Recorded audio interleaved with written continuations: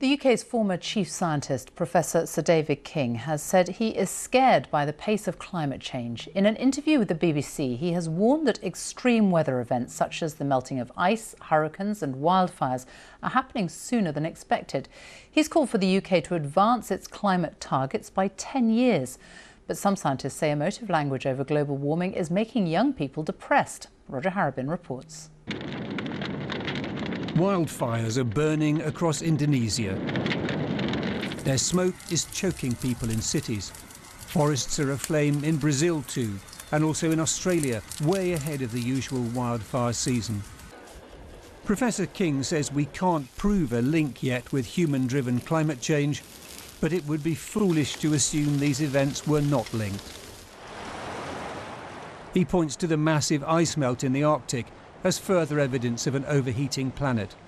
The ice loss is right at the top of the forecast range. We're seeing extreme weather events just rolling out year after year with massive loss of life. Rising sea levels, rising temperatures, changes in weather patterns impacting on farmers and everybody. Is this a scary scenario? Of course it is. And how should we react as human beings to this scenario? We have to all pull together and understand the challenges and act to stop it. The summer's heat waves in France are another instance of freak weather. They broke previous records by an amount that astonished scientists.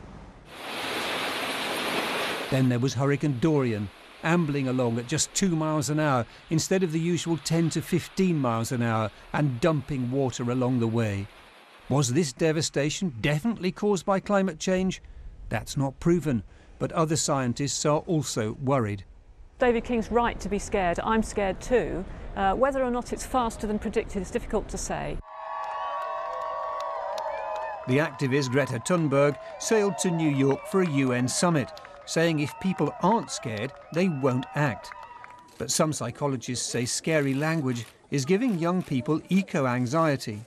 I think the children are picking up the information from social media and from the press and from all the news reports from this summer. The children are frightened because they're seeing the Amazon burning and they're seeing hailstorms in Spain and they're seeing the Arctic burning. So they're picking up on that. How to tell stories about the climate that are strong enough to make people act, but calm enough so they don't panic. That's a task. Roger Harrabin, BBC News.